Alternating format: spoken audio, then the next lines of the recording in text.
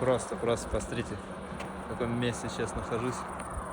Вообще потрясающим. И еще и такой закат красивый.